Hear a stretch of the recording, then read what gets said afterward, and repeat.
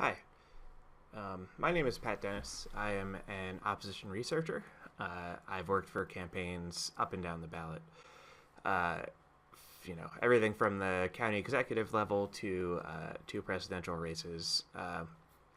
I've worked on, what the newspapers tend to call the dark art of opposition research. In reality, it's not a dark art at all. It's very simple, very necessary. It's not a magic bullet by which you dig through your opponent's trash and find the secret thing that's gonna knock them out of the race. What it really is this series of systems and approaches, an organization that your campaign takes to make sure it has its facts straight. And that's not just on your opponent's record and your opponent's biography. That's also on your record and your biography as a candidate. Sort of what the job of a researcher is, whether you have a dedicated volunteer doing this work, or you're the candidate doing it yourself, or you're the campaign manager doing it yourself. Essentially, your job is to make sure that you have your facts together beforehand, to make sure that your campaign is all working from the same set of facts, accurate facts, verifiable facts. They support the campaign's overall message. They're the right facts that help you make your points persuasively, and you're not going to get caught out with inaccuracies or running into any problems. Generally, this breaks down into two categories: opposition research and self-research.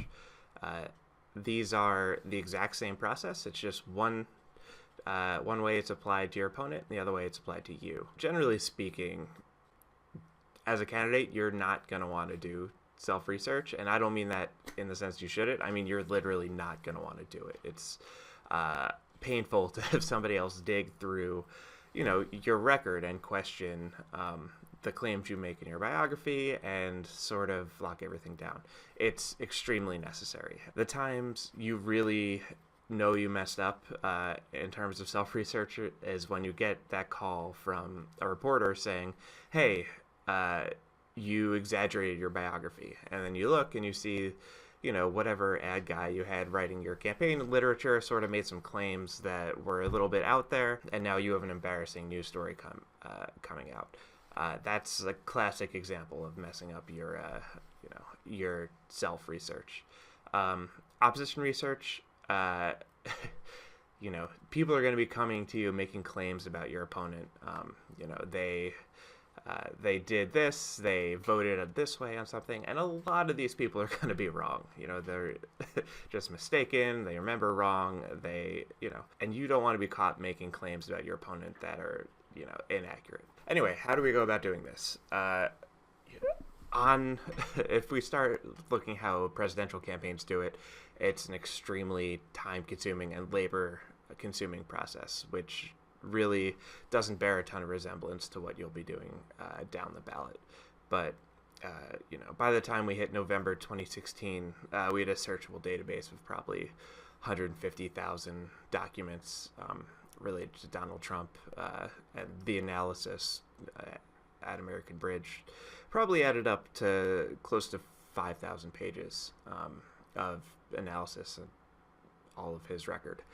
That's not what yours is going to look like. On the most basic level, I have a system here that is very simple, that will work on any race right up until you get to the congressional level and the DCCC is writing books for you. That will get you probably the fastest benefits of this work, only requiring, say, a campaign volunteer who can take the time to do it, and not a ton of specialized training. So let's talk about what the research process is. It sort of breaks down into three levels.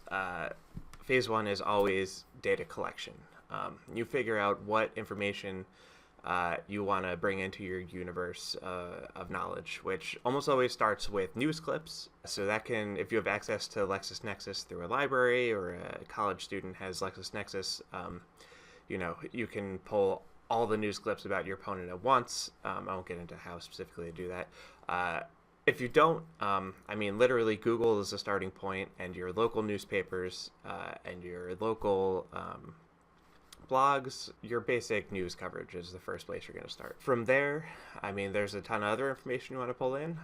Social media is very important. Your opponent's campaign materials.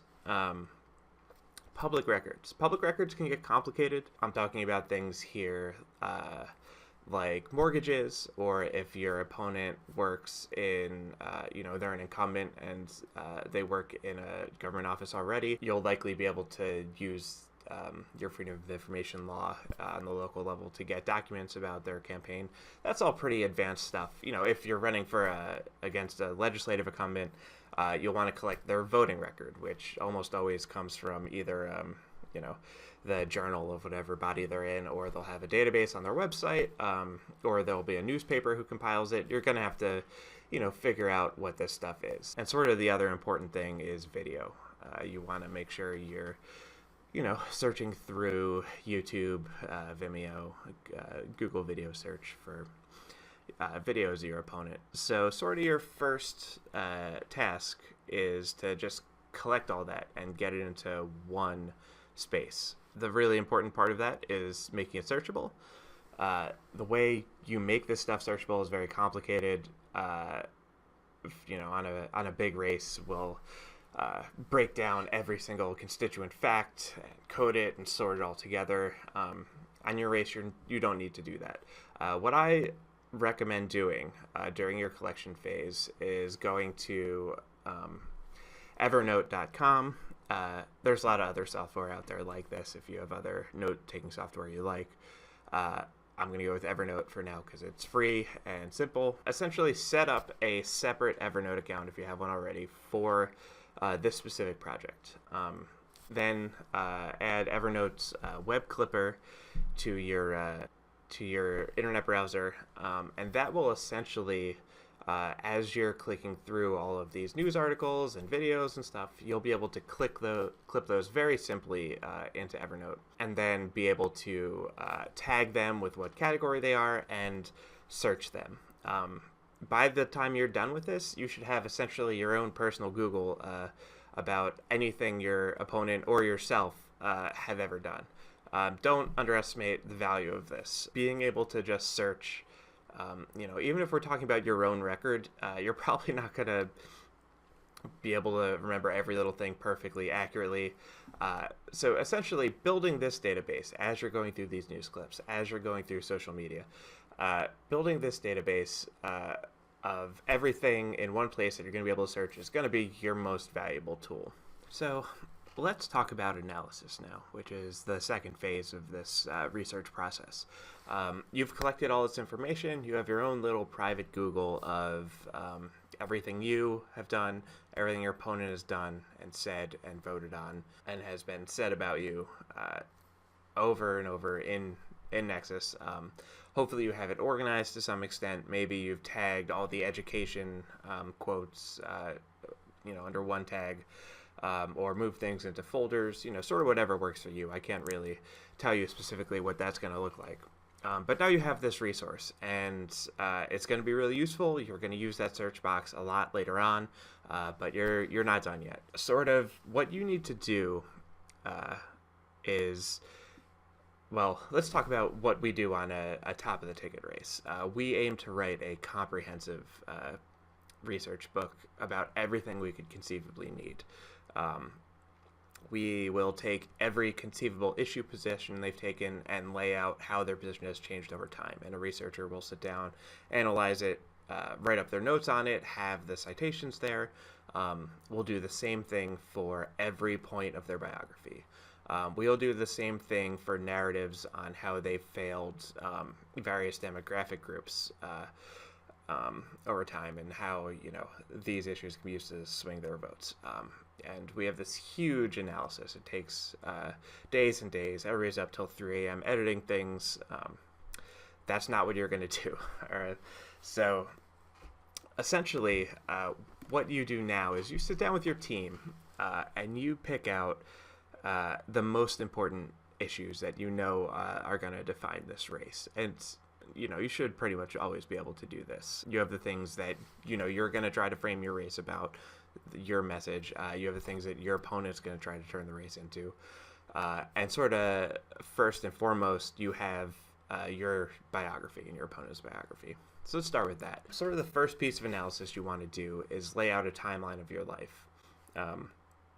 This is sort of, you're selling yourself to voters. You need to be able to tell a coherent story about yourself.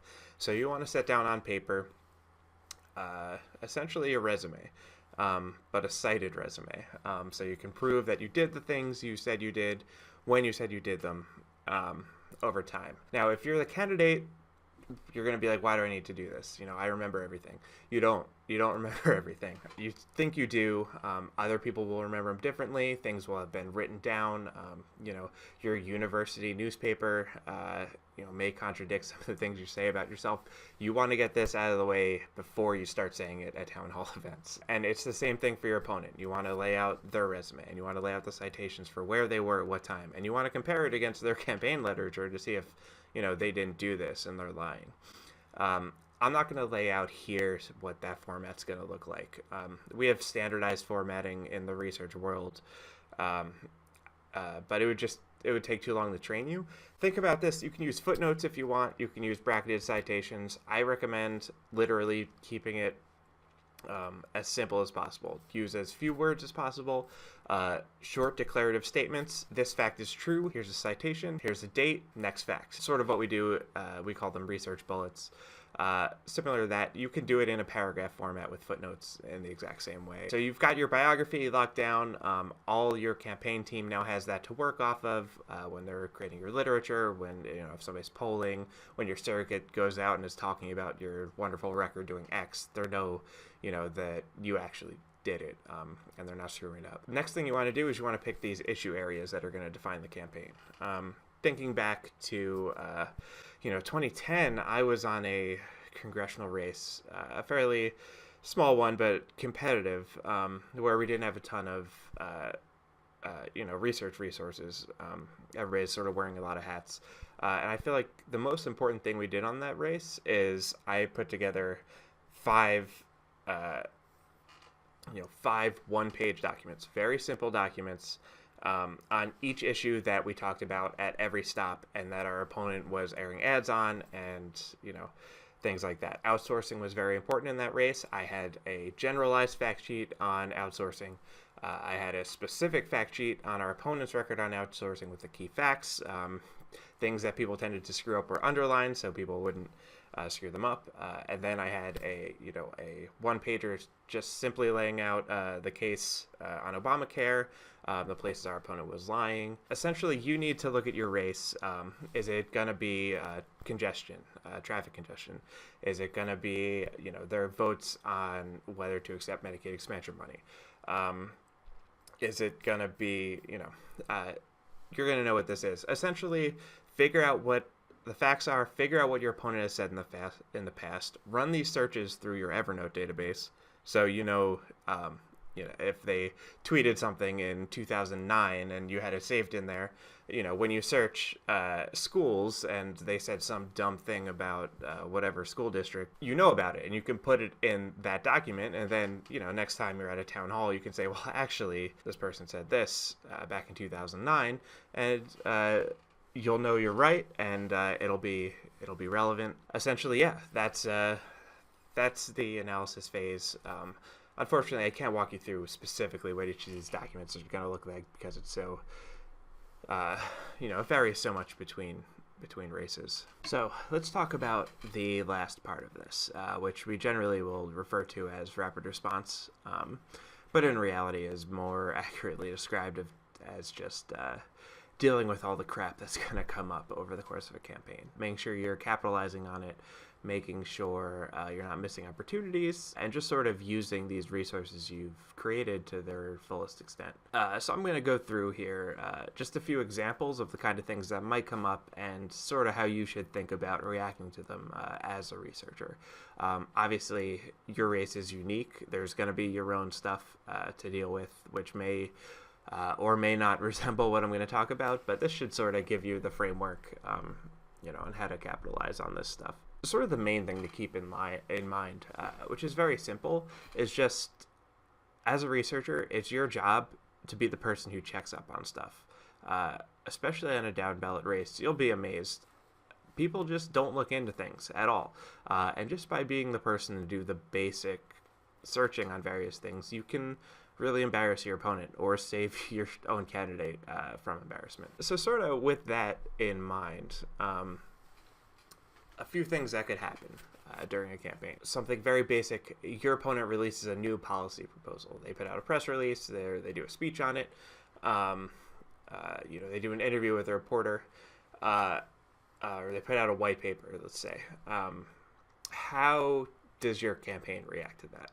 Beyond, say, a counter proposal or things, the basic stuff you want to think about as a researcher is, one, you want to check if it's plagiarized. Especially Republicans have a lot of outside groups there who can write policies for them, and very frequently these things get copied and pasted as the candidate's own work. So, run a plagiarism check. Then you want to run a hypocrisy check. You've got your little database there of all their statements and votes and quotes over time. Sort of see what they've said on the issue, and has their stance on the issue evolved, or are they directly contradicting something they did in the past?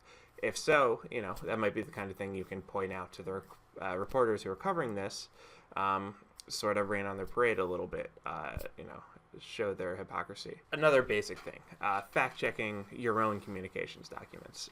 So say you have you're lucky enough to have a dedicated press secretary who, writes up a press release and shoots it over to you for research to make sure it's accurate. Pretty standard thing. How do you go about doing that? It's very simple, but do make sure you do the actual work. It's very, very easy to skim it and say, yeah, it's fine. So you want to break it down into its constituent facts. What are the claims you're making? You want to take those claims and make sure that you have a third-party source that's reliable for each one of them. Very basic. The process of doing it, even if you're not writing everything down, will, over a long career, save you a lot of headaches and save candidates a lot of headaches. And the last thing you want to do, and it's really easy to skip this one, is check, especially if you're making a claim or attacking an opponent, check your own candidate's record on the issue. Super important. If you're going to attack somebody for a vote, be the person who checks to make sure your candidate didn't vote the same way. This happens a lot. It's, it should never happen. It's really easy to let it happen. So just be the one who checks on that stuff. So let's say your candidate comes out with a new ad. How do you react to that as a researcher? Well, it's pretty simple. First, are the claims the ad makes true? That step applies whether it's a positive or a negative ad. Are the citations, if it's a TV ad, the citations on the bottom of the screen accurate? Do they go to a real website? Does the news article they go to actually contain embarrassing information for them? These things get screwed up a lot. And if somebody messed up really bad, it's possible you could get an ad pulled off the airwaves or pulled out of a newspaper. But even, less than that, you might get a couple, if you point it out to a reporter who covers the race, you might get a couple snarky tweets about how they did something stupid. Another thing you want to do is vet the people in the ad. Very frequently, especially on TV, campaigns will use regular people to, sort of make points. Make sure these people are who they say they are. Of course, they're not your opponent. You don't want to go down a rabbit hole of trying to attack them, but you want to make sure your opponent isn't, say, for example, putting a lobbyist on TV and calling them a small business owner. Things like that are really egregious and misleading to the voters. You want to be the one who checks up on those things. One simple thing that's actually probably only going to matter on higher level races, just checking up on the stock footage in the ad and where it came from. You can reverse Google image search it, and many, many times, this is a big issue, 2012 and 2014, many campaigns put, stock footage from other countries in their ads and then got negative news stories written about it. That's an easy thing to check. If you have some extra time, run those searches. So let's say your candidate is having a big event. a campaign speech, a big fundraiser. How do you react to that as a researcher? The checklist sort of I think of is vet the location. One time the Republican National Committee had a fundraiser at a club that was famous for doing some very not family values things. What is this place? Is it, is it something gross? Is it is it a major donor giving them a place for free? Is there something weird there? Look into the location. Vet the other speakers and surrogates who are coming in. Say if they're bringing in, some top of the ticket person to speak on their behalf. Has that person taken positions that are really bad in your local race? Run those searches, see if maybe, you can flag some things like that for the reporters who are going to go, make them ask some uncomfortable questions. That could be a really good opportunity. Think about the town or the city they're in. Is there some context there that, they're not keeping in mind? One example that, a candidate who gets a lot of Koch brothers money speaking in a city that has elevated cancer rates due to a Koch paper plant. Those things happen. Just sort of have that context in mind. Things to look at when a campaign finance report comes out. I could talk for weeks about that, but basically you want to look at their big donors. Whether or not those big donors matter is going to be very race specific. And you want to look at where they're spending their campaign money, assuming that's part of the report. Are they buying personal things? That could be a legal issue. Are they, wasting tons of money, on staff salaries? Are they paying their family members? Just sort of look through their disbursements. That's kind of the most important place you can look.